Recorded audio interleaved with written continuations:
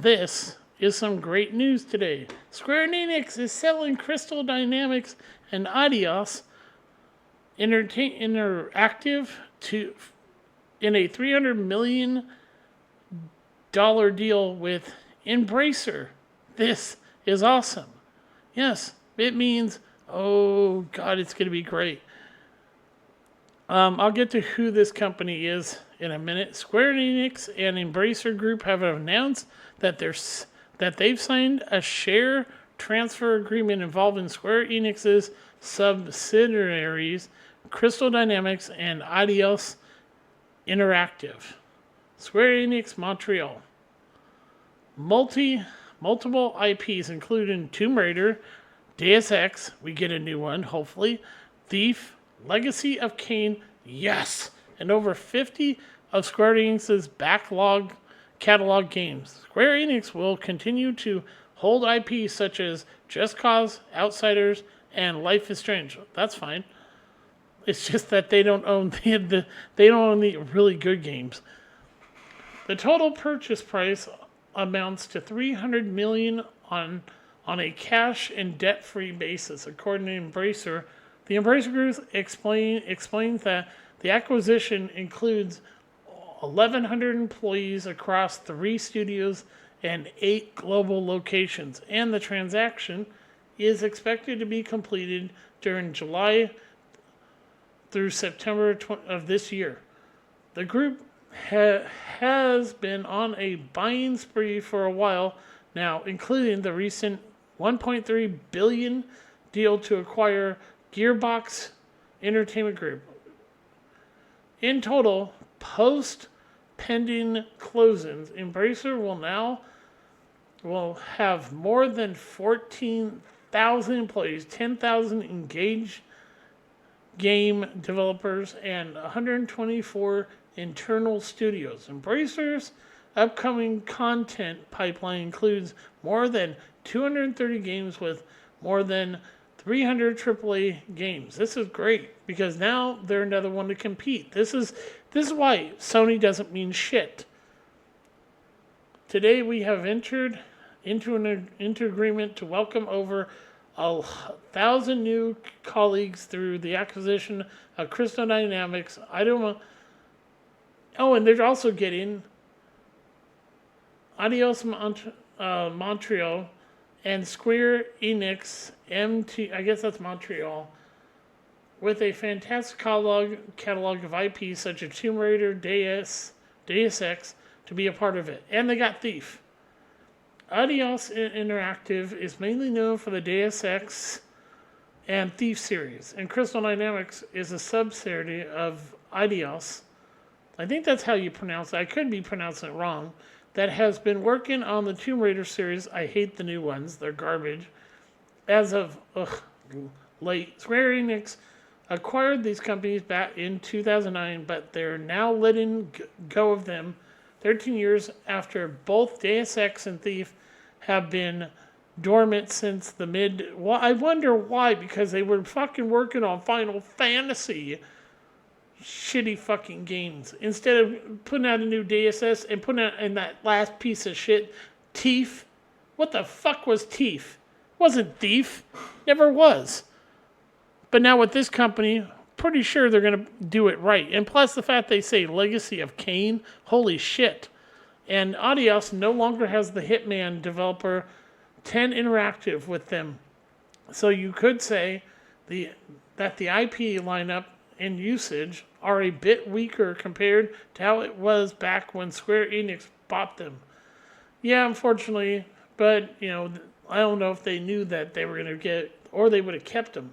It's been a while since Eidos and Crystal Dynamics made a successful title. Marvel's Guardians. Instead of doing that shit, they should have done Deus Ex, the next one. And not done Thief. Should have just done a proper Thief game.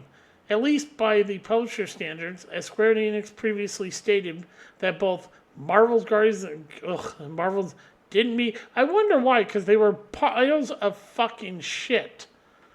Their poor performance might have been part of the reason Why? Because Square Enix is the reason they were working on this instead of letting them just do a proper game of Deus Ex and Thief.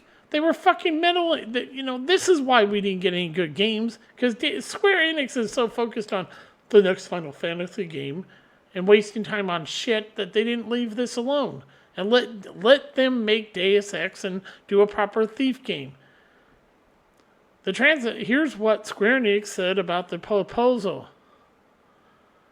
The transaction will assist the company in adapting into the changes underway in the global business environment by establishing a more efficient allocation of resources, which will enhance corporate value by accelerating growth in the company's core businesses in the digital entertainment domain. In addition, the transaction enables the launch of new businesses by moving forward with investments in fields including blockchain, AI, and the cloud. The move is based on the policy of business structure optimization. I said optimism. That the company set forth under the medium-term business strategy unveiled on May the 13th, 2021. The transaction will also provide an opportunity to better align our overseas publishing function with our organization in Tokyo, revisit the current governance structure and associated reporting lines, advance integrated group management with the goal of maximizing the worldwide revenue generated from future titles launched by the group studios in Japan and abroad. Yep.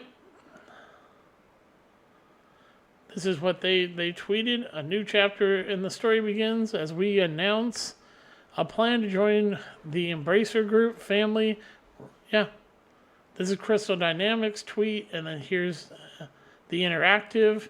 We're excited to see Crystal Dynamics take these next few steps with their studio. Our team have made great progress in building Perfect Dark together. Perfect Dark, holy shit, as a co-developed partner, and we will continue this work with them in their next chapter. Oh, this is great.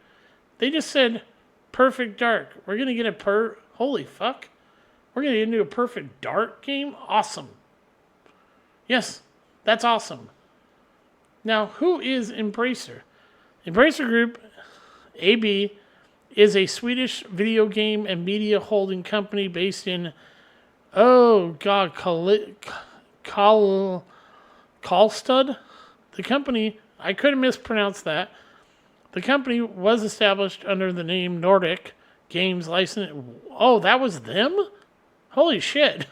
In 2011. I remember that. I wondered what happened to them. As part of the Nordic Games Group and as the parent of the publishing Nordic Games. Oh my god. Wow. Okay, the owner. Yeah. I just was like, wow, I had heard about Embracer. Holy shit, this is awesome. They're really, yeah. Okay, the company has acquired several assets from defunct publishers, beginning with those of Joe Wo D in 2011 and THQ in 2013.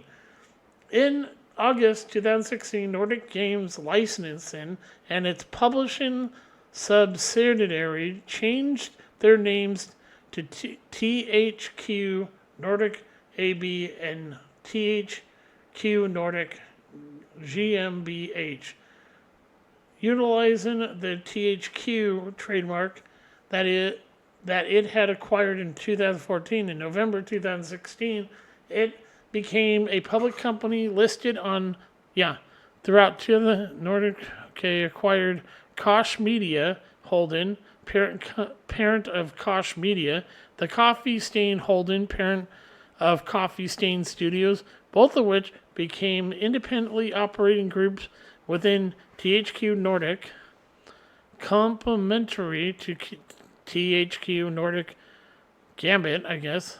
To avoid confusion with THQ Nordic, and to clarify its position as holding company, THQ Nordic AB was renamed to as Embracer Group in September. God, what a great name! In September 2019, while THQ Nordic retains its name. As of December 2021, Embracer Group has 10 operative groups as its direct Oh, I hate when I know the word and I'm when you struggle to get a word out. Subsidiaries, Amplifier Games, Invest, Osmodee, Coffee Stain Holdings, Dark Horse Media. They bought Dark Horse? Holy shit. Really? Is this Dark Horse Comics? Oh my god, they bought holy shit, they bought Dark Horse. That's who bought Dark Horse Comics? Oh, I'm actually excited. this is great. This is great because, yeah, they're going to do great. Easy Brain, Gearbox Entertainment, they're the ones who fucked up the Aliens game. Yeah, Colonial Wars. Yeah, they fucked up because they took money from... That whole story is that Sega paid them to make the game Alien Colonial Marines, but instead they took that money and went and made that other game of theirs that became a standard of their company. They took the money, and then Sega kept giving them money. And what they did was they lied to people, and they put a piece of shit game out they knew was a piece of shit, and they were absolutely 100% responsible for that because they would rather go and take and steal the money from Sega, and this is true, and go and basically spend it on their own fucking game than to do the job that they were asked to do. Koch Media, Saber Interactive, and THQ Nordic. Each group has its own operations, subsidiaries, and yeah, this is actually great. When I saw this, I know Dark Horse Comics. It's based out of Milwaukee, which is not far from here. It's basically close to, it might as well be a part of Portland. Milwaukee's like a really small city. It really is small. It's not that big. It should just be considered part of Portland because Portland's much bigger. But yeah, and this whole thing's awesome. And when you look at what they're getting, it's like, holy shit. The amount of fucking... It's like, wow, they are going to... And if this is done right, I hope to God that they do it right. This will be fucking amazing to watch if they do a new Kane game.